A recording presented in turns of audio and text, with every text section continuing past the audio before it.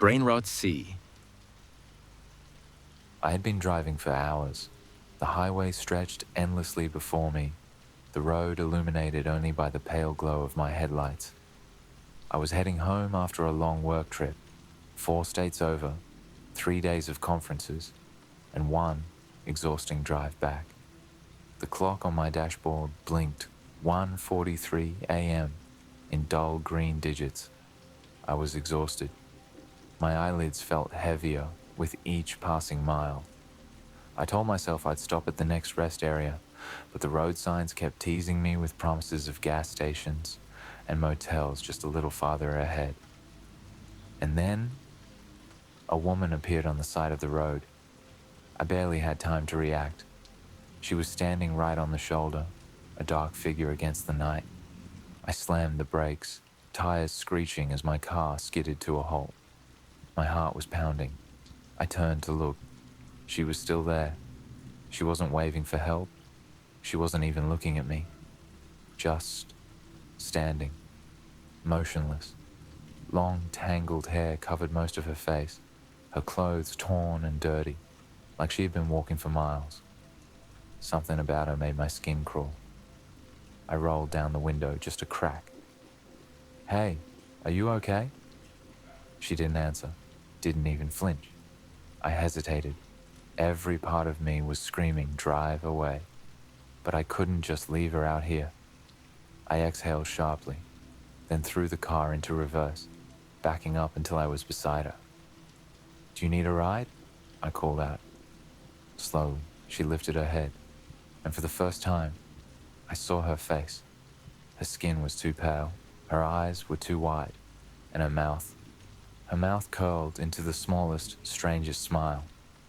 Something about it was wrong, unnatural. I felt my stomach twist, but before I could say anything, she reached for the passenger door handle, and without thinking, I unlocked it. The moment the lock clicked open, I regretted it. Something deep in my gut screamed at me to hit the gas, to leave her there, but my body wasn't listening. I just sat there, frozen, as she slid into the passenger seat without a word. She closed the door softly. The car suddenly felt smaller, tighter, like the air had been sucked out of it. I forced myself to speak. Where are you headed?" Silence. She sat perfectly still, hands folded neatly in her lap. Her hair still partially covered her face, but I could see enough of her features now. Her skin was too smooth, too flawless, like it wasn't real. Finally, in a voice that barely seemed to belong to her, she said, "Anywhere." A chill ran through me. I let out an awkward laugh, gripping the steering wheel. "Well, I'm heading east. I can drop you off at a gas station or something." She didn't react, just sat there, staring ahead. The longer she was in my car, the more wrong she felt. I tried to focus on the road, act normal, but something about her presence made it impossible.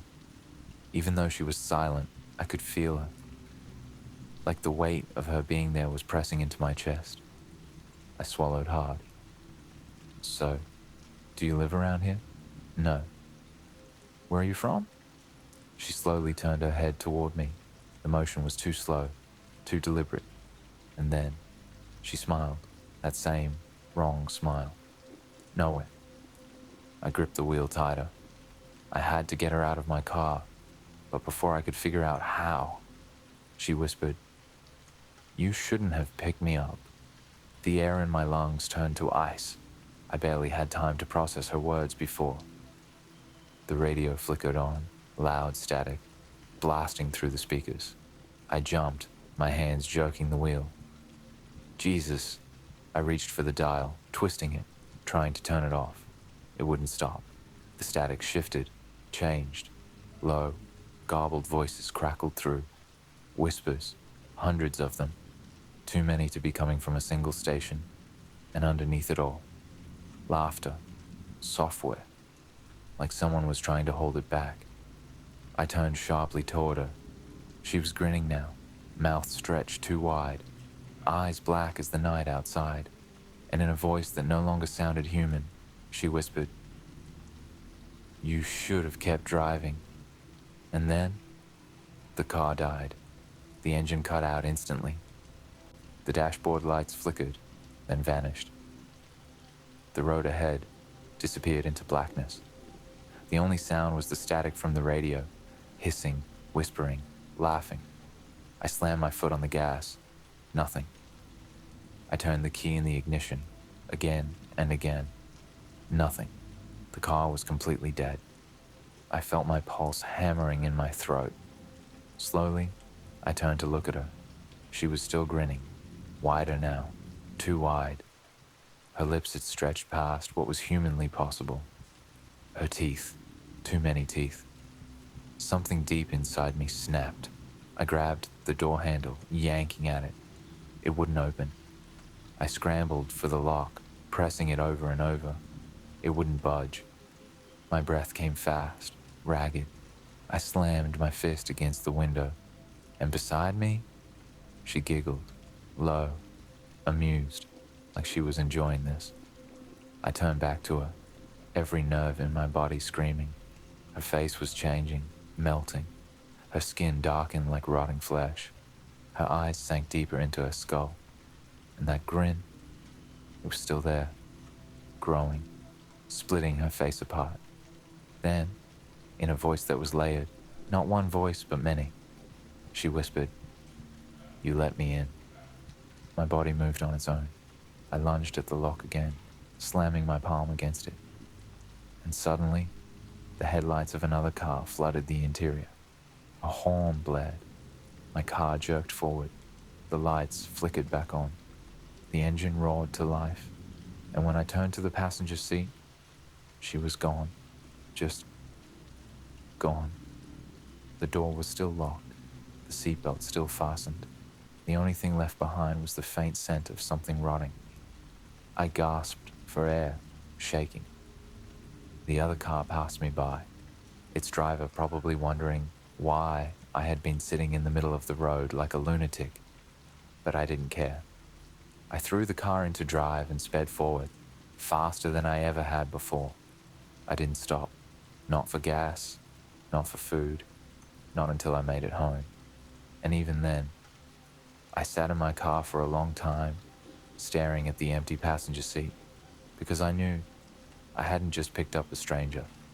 I had invited something in, and the worst part? I don't think it ever really left.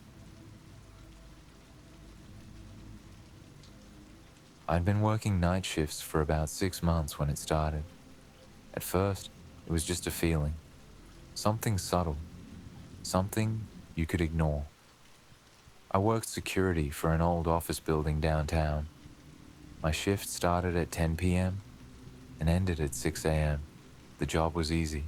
Walk the halls, check the cameras, make sure no one was breaking in. The building itself was nothing special, just a boring, outdated corporate space.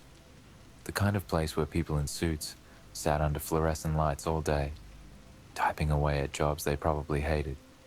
But at night, the building felt different. It was too quiet. The air was too still, like the whole place was holding its breath. I told myself it was just my imagination, that spending so much time alone in a dimly lit office tower was messing with my head. But then, the elevator started moving by itself. I was sitting at the front desk when I heard the ding. I looked up at the security monitor.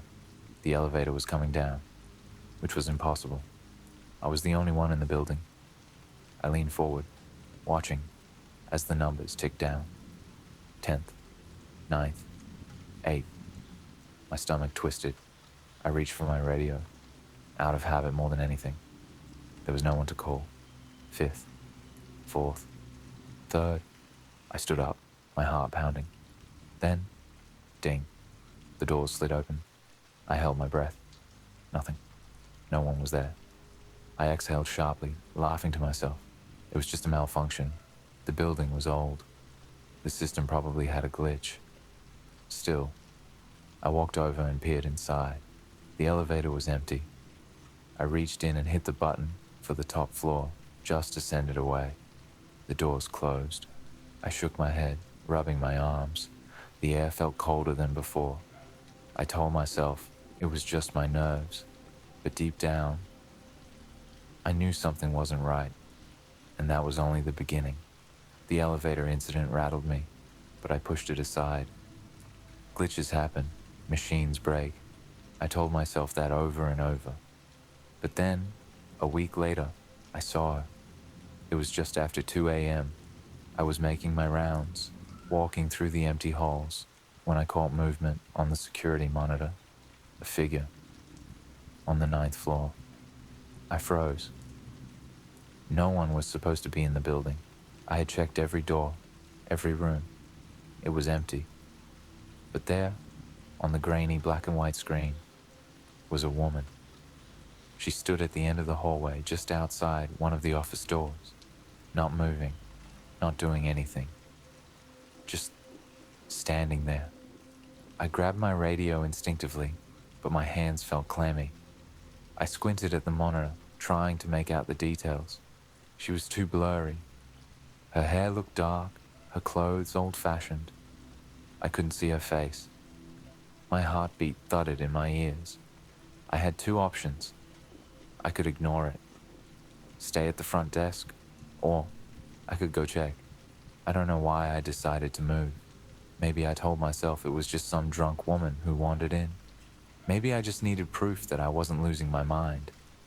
Either way, I grabbed my flashlight and took the stairs to the ninth floor. I stepped into the hallway. It was silent, the kind of silence that presses against your ears. I gripped my flashlight tighter, sweeping it across the hallway. Nothing. No woman. No movement. Just empty offices and dark glass windows, reflecting my own pale face. I exhaled sharply. Maybe the cameras had glitched. Maybe I had imagined her. I turned to leave, and then I heard it. A whisper, right behind me. Software, right against my ear. I spun around, my flashlight shaking. No one was there. But then, the office door beside me creaked open. Slowly, on its own. And inside, in the darkness, I saw her, standing, waiting, smiling. My entire body locked up. She was just inside the doorway, still, watching, smiling. Not a normal smile. Something about it felt wrong. Like she was amused. Like she knew something I didn't. I wanted to run. Every muscle in my body screamed at me to turn and get the hell out of there. But I couldn't move. I just stood there, gripping my flashlight, staring at her. And then, she stepped forward. Not a normal step. It was glitchy. Like 1 second she was in the doorway, and the next, she was closer. No sound. No movement. Just closer. My breath caught in my throat. I forced myself to lift the flashlight, shining it on her face. And that's when I saw it. Her mouth, it wasn't moving, but it was wider now. Her lips stretched too far. Her teeth, too many. Like her face was trying to figure out how to be human. And her eyes, they weren't blinking, just locked onto mine. Unmoving, unblinking. Empty. I stumbled backward. My boot caught on the carpet and I nearly tripped. But she didn't move. She just stood there, smiling. I bolted, turned, and ran down the hallway so fast my vision blurred. I slammed through the stairwell door, taking the steps 3 at a time, practically falling over myself trying to get back to the lobby. I didn't stop running until I was behind the security desk, panting, shaking, my heart trying to claw its way out of my chest. I slammed my hand onto the monitor controls, flipping through every camera angle on the 9th floor. But she was gone. Nothing. No movement. No open door. Just the same empty office hallway. I sat there, gripping the edge of the desk, forcing myself to breathe. I wanted to leave, to quit right then and there, but my shift wasn't over, and I knew she wasn't done with me yet.